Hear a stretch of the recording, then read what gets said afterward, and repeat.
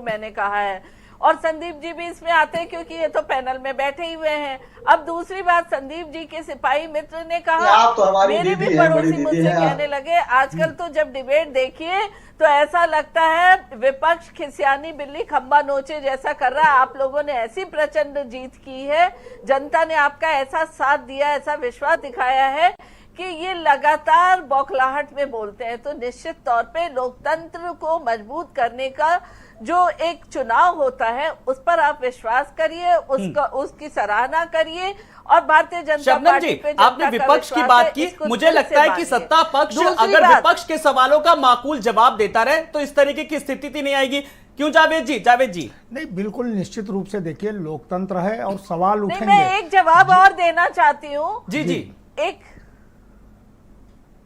एक जवाब और देना चाहती हूँ।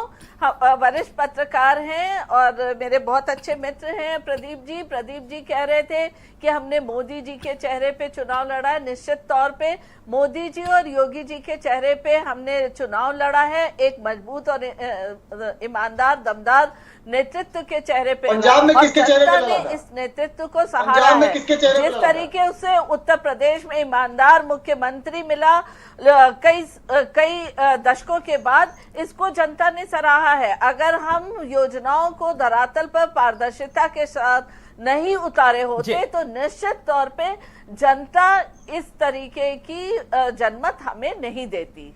जी, संदीप जी ने एक सवाल किया था पंजाब के चेहरे पर। संदीप जी, आपने उत्तर प्रदेश में किसके चेहरे पर चुनाव लड़ा था, ये भी बता दीजिए और फिर अगला सवाल भी ले लीजिएगा। जी, पहले मेरे सवाल का जवाब दीजिए।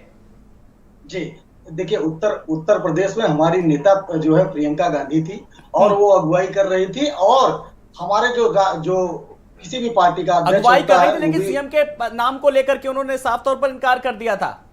बिल्कुल कोई चेहरा नहीं था और किसी राज्य में नहीं था, सिर्फ पंजाब को छोड़कर जहां पर हम कंटिन्यू कर रहे थे, उसके अलावा किसी राज्य में चेहरा नहीं था। डर रहे थे, इन्हें मालूम था कि ये तो राजनीतिक जमीन महिलाओं के थोड़ा सा सवाल अभी ईमानदारी की बात की थी, पाना चाहते थे। थोड़ा समझ जी, आप सत्ता पक्ष में इतना अहंकार भी अच्छा नहीं है, वैसे भी आपको जीत मिल गई है, लेकिन सवाल तो सुन लीजिए। देखिए, आपने कहा कि योगी जी बड़े ईमानदार है। बिल्कुल इतने ईमानदार है कि एमएससी करने के बाद सीधे गुरु गोरखनाथ धाम में चले आते हैं अपने चाचा जी के पास। क्या करने? गुरु गोरखनाथ पर रिसर्च करने। पहला आदमी हमने देखा कि एमएससी करने के बाद गुरु गोरखनाथ पर रिसर्च करते करते मठाधीश बन जाता है और ईमानदार है। वाह रे वाह, ईमानदारी! कैसी ईमानदारी है भाई, ऐसी ईमानदारी से बख्शिए। जी, अगर आप इसको ईमानदारी कहते हैं तो मुझे आपकी समझ पे और आपके सवालों पर मुझे बड़ा ताज्जुब होता है। आप एक जनसेवक के रूप में बात करिए, आप महंगाई की बात करिए, आप बेरोजगारी की बात करिए, और अब आप एक चुने हुए नेता कोई आप किस तरीके से सवाल उठते हैं, मुझे इस पर भी कहीं ना कहीं अफसोस पर सवाल उठता है। जी, इस सवाल का जवाब देना मैं चाहिए, ठीक है? आप मेरी सवाल उठा सकते हैं। मैं वरिष्ठ पत्रकार प्रदीप जी के पास आऊंगा, बहुत अहम सवाल का जवाब दूंगा। प्रदीप जी, जिस तरीके से संदीप जी ने सवाल उठाया, सवाल ये कि आप जनप्रतिनिधि के तौर पर आप किस तरीके से सवाल उठाए, क्या मुद्दे कम पड़ गए क्या जो आप इस तरीके से सवाल उठा रहे हैं? प्रदीप जी, सवाल का जवाब में आपने देखिए, आज का डिबेट आपने जो है वो सरकार के गठन और मंत्रिमंडल के पर है, तो उसी पे केंद्रित रखिए तो ज्यादा बेहतर है। जी, और इस तरीके के मुद्दे उठाना, आप कांग्रेस के पास अपने मुद्दे कम है, ऐसे में तो सवाल ये उठता है सीधे इस वक्त कांग्रेस को जरूरत है अपना संगठन मजबूत करने की और अपना विश्वास जनता में पुनः प्राप्त करने की। जो मेहनत प्रियंका गांधी ने की, उनका हमने रोड शो भी देखा, उनकी मीटिंग भी देखी, लेकिन वो वोट में तब्दील नहीं हो पाया। उसको एक नए तरीके से जो है वो तैयारी करनी पड़ेगी 2024 के लिए। तो कांग्रेस की चिंता अपना संगठन मजबूत और अपने को किस तरीके से वोटों को लिया जाए, उस पर चिंता करनी चाहिए। जी बिल्कुल, कांग्रेस को वाकई में किस तरीके से अपना संगठन मजबूत करना और संगठन के मामले ज्यादा तो कांग्रेस ने पंजाब में जाके उत्तर प्रदेश और बिहार के लोगों के लिए जो टिप्पणी की, वो कहीं ना कहीं दिखाता है कि उत्तर प्रदेश को वो कैसे द्वैम दर्जे पे मानती हैं। चलिए, तो उत्तर प्रदेश की जनता ने भी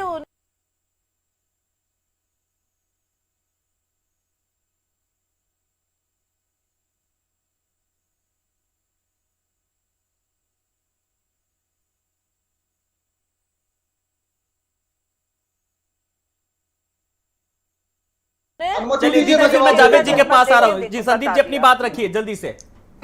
जी, अभी आपने कहा कि वहां पर जो है पंजाब के मुख्यमंत्री ने टिप्पणी की 2012 जगह अंकलेश्वर के पास रोडवेज बस अड्डे के पास गुजरात में मोदी जी का भाषण उठाकर देख लीजिए, इसी तरह की टिप्पणी उन्होंने की है। आप करिए तो रासलीला, दूसरा कोई प्रदेश का मुख्यमंत्री कर दे तो करेक्टर ढीला, क्या बात है।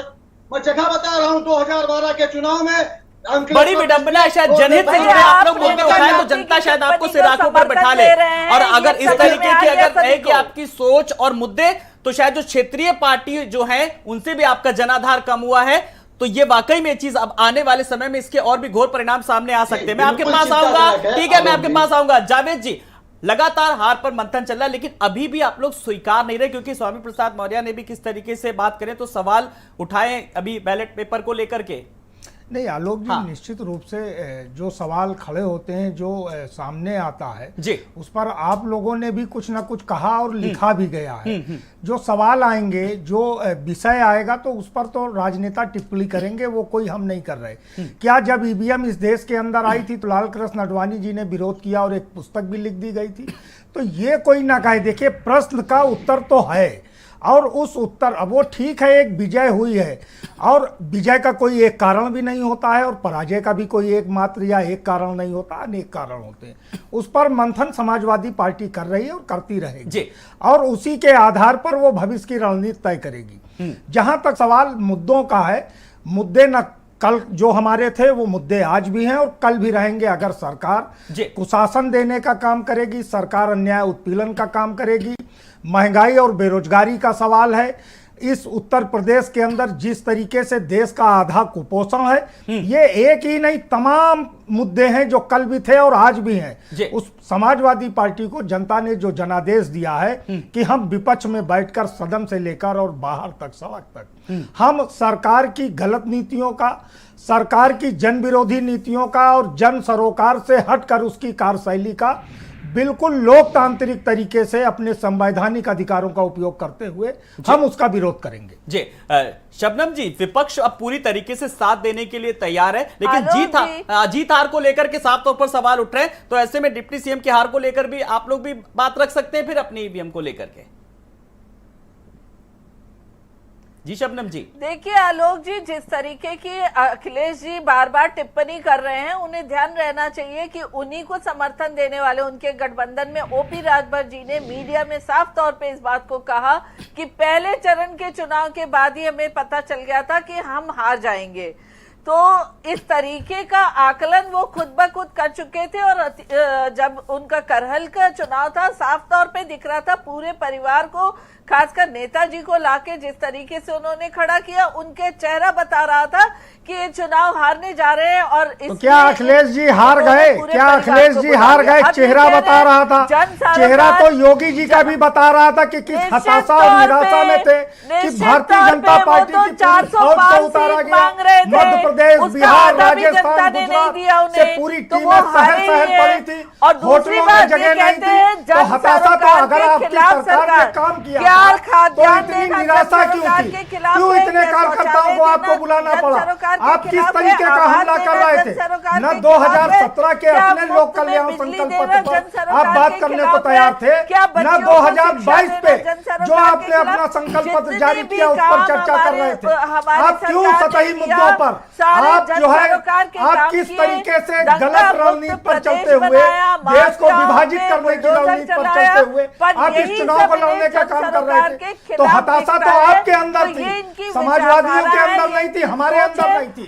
हम कल भी पूरी क्षमता के साथ, पूरी ताकत के साथ आज से लड़ रहे थे और कल भी लड़ेंगे। जनता ने 200 के आंकड़े भी इन्हें छूने नहीं दिया। तो इससे साफ तौर पे समझ लेना चाहिए कि जनता को बर्बाद नहीं कर सकते। जनता आज बहुत परिपक्व है। चलिए, जनता ने तो अपना जनादेश सुना दिया। मैं एक बार संदीप जी के पास आऊं, लेकिन उससे पहले मैं प्रदीप जी के पास आऊंगा। प्रदीप जी, जब मैं डिप्टी सीएम पद को लेकर के बात कर रहे हैं, तो सबसे बड़ी बात, प्राथमिकता इस तौर पर है कहीं ना कहीं शीर्ष नेतृत्व की भी, कि जातीय समीकरण संतुलन बनाए रखना है, और 2024 भी कोई बहुत ज्यादा दूर नहीं है। तो ये सामंजस्य बिठाना कहीं ना कहीं ये एक बड़ी प्राथमिकता के तौर पर है। जी हाँ, बहुत बड़ी जरूरत है ये, क्योंकि 2022 का चुनाव हो चुका है और उससे क्या रिफ्लेक्शन आया, और साथ में 2024 का इलेक्शन बहुत नजदीक में है, तो उसको किस तरीके से साधना है, तो मंत्रिमंडल में डिप्टी सीएम के चेहरे, मैं चेहरे कह रहा हूँ, चेहरे और उनकी जात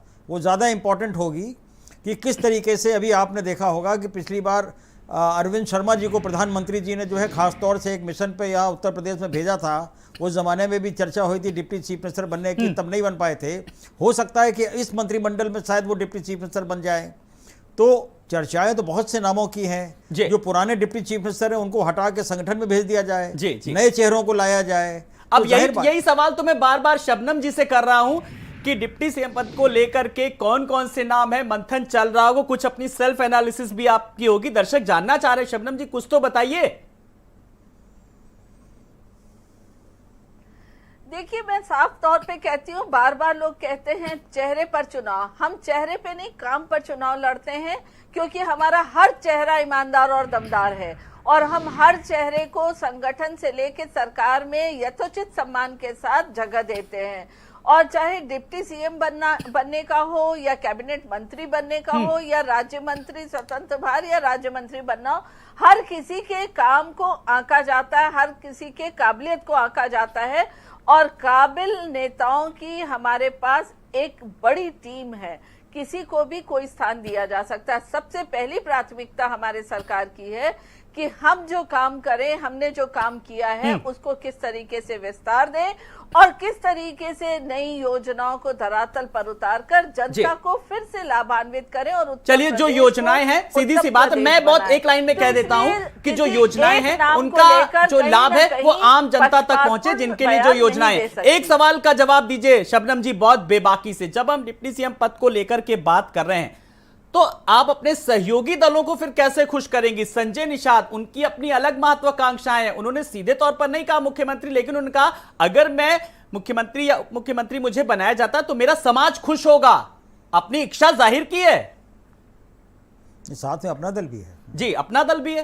देखिए, जब गठबंधन होता है तो कुछ बिंदुओं पे गठबंधन होता है जिसमें समझौता होता है दोनों पार्टियों के बीच में और उसी के अंतर्गत गठबंधन होता है। तो जो भी गठबंधन में बिंदु रखे गए होंगे उनको पूरी तरीके से, पूरी ईमानदारी से भारतीय जनता पार्टी निभाएगी, क्योंकि भारतीय जनता पार्टी गठबंधन को पूर्ण बहुमत के बावजूद भी, चाहे केंद्र में देखें या राज्य में देखें, ईमानदारी के साथ निभाती है। तो निषाद पार्टी और अपना दल को भी अब जो भी बिंदु के अंतर्गत उनका हमारा गठबंधन हुआ था उन्हें संतुष्ट किया जाएगा। अगर उन्हें किसी पद की अभिलाषा होगी तो उसको भी सरकार के विकास रथ के साथ जोड़ने के लिए उन पैसा से भी देंगे, 100-200 करोड़ रुपए दे देंगे।